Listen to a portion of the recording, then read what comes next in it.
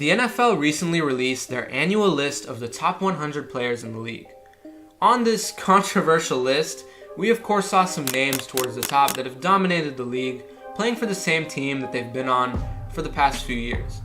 But after looking through the rest of the list, I found out that out of the top 100 players in the league, 14 of them will be on different teams in 2024. This number might not seem significant, but in reality, it's a huge number. On last season's top 100 list, only 10 players were on a new team going into 2023, and in the 2 years prior to 2023, there were only 11 top 100 players in 2022 and 7 top 100 players in 2021 that were going to a different team the following year. The last time we saw an offseason quite like this one was the legendary 2019 offseason prior to the 2020 season, where once again we saw 14 top 100 players on a new team. In case you forgot, this was the offseason where Tom Brady became a Buccaneer, DeAndre Hopkins became a Cardinal, Jalen Ramsey became a Ram, Stefon Diggs became a Buffalo Bill, and so much more. The 2019 offseason changed the course of the league for the next few years, for some obvious reasons of course, but it also just made the league feel fresh and gave certain teams a reason to be excited, and honestly, it feels like this year's offseason has done the same thing.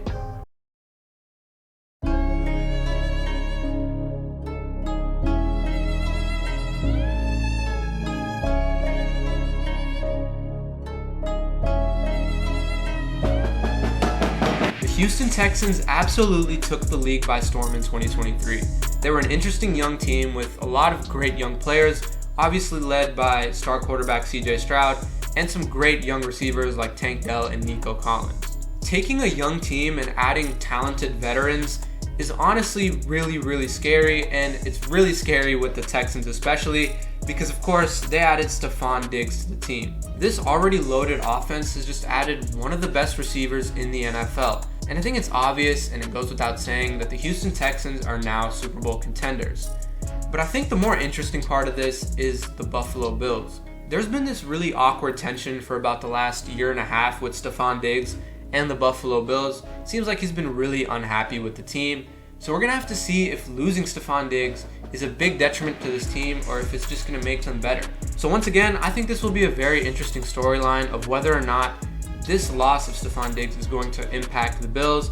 In my last video where I ranked every NFL team, I still had the Bills as Super Bowl contenders just because they have Josh Allen, solid coaching staff, decent defense, and honestly I think that is good enough to be contenders. But we'll have to see if they can pull off something similar to what the Chiefs did after losing Tyreek Hill and winning the Super Bowl, or if this loss of Stefon Diggs is really going to prove to be detrimental to them. Now let's talk about least valuable position in the NFL. Running backs. And two of the best teams in the NFL from last year added two of the best running backs in the league. Of course, I'm talking about the Ravens adding Derrick Henry and the Philadelphia Eagles adding Saquon Barkley. Starting with the Eagles, if Saquon can stay healthy, I think he just makes the team a lot better. I think this is one of the more underrated signings from the offseason. But the question is, once again, can Saquon Barkley stay healthy? This has been a problem for him for the last few years, really since he got in the league. He's only had 1 or 2 healthy seasons where he's been able to produce at a Pro Bowl level, but of course he's on now the best team that he's ever been on. None of those Giants teams come close to this Eagles team that he's on right now. He's going to get a lot of touches. Of course he's the clear running back 1. I think this is huge for the Eagles and Saquon, but if he's able to stay healthy and play in the playoffs, I think he's just another huge weapon to add to this offense, and they're going to be a lot scarier this year. As for the Ravens, honestly, over the past few years, they've never really had a superstar running back. The system they have really just benefits running backs, and they can take a mediocre running back and make him look like a really good one. Of course, over the past few years, when J.K. Dobbins was healthy, he was very good, but he just was never healthy. Hopefully, Derrick Henry, who's one of the older running backs in the league that is still very good, hopefully he can stay healthy because I think the Ravens are going to be very good, similar to the Eagles, an already great team, adding another great player. At the end of the day, it's really about whether this team can beat the Bills or the Chiefs or the Bengals or the Texans.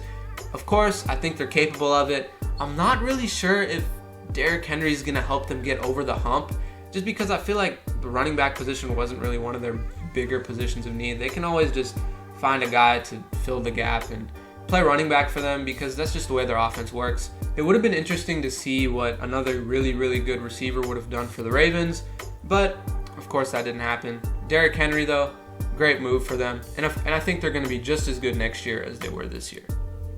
The next thing I want to talk about is rookie quarterbacks.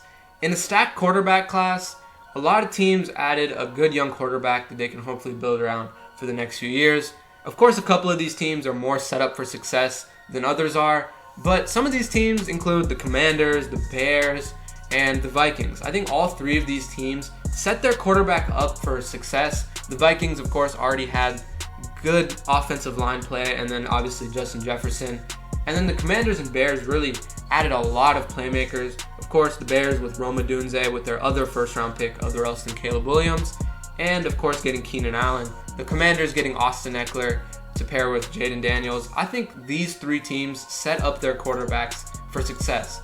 Now, the same cannot be said about the Falcons with Michael Penix, who's not even going to play, Bo Nix with the Broncos, who's in a really rough spot because the team just doesn't have a lot of playmakers, and the Patriots with Drake May, who's probably in the worst situation of them all. At the end of the day, I think one of these teams between the Commanders or the Bears or the Vikings can surprise some people and potentially make a push for the playoffs. Chances are, of course, all three of them are probably going to struggle at least a little bit, but if one of them has a CJ Stroud type season from last year, I think they could easily make the playoffs because the teams that they have around them are really, really good. And as for the Commanders and Bears, they've been pretty unfortunate over the past few years when it comes to quarterback play and just overall team building, but I think they are set up for success going into this year.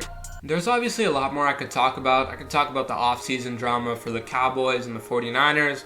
I could talk about the New York Jets improving their offensive line and making the team a lot better, and of course Aaron Rodgers coming back from injury, or the Falcons adding Kirk Cousins to the team to hopefully lead them to a little bit of success in the regular season, potentially the playoffs.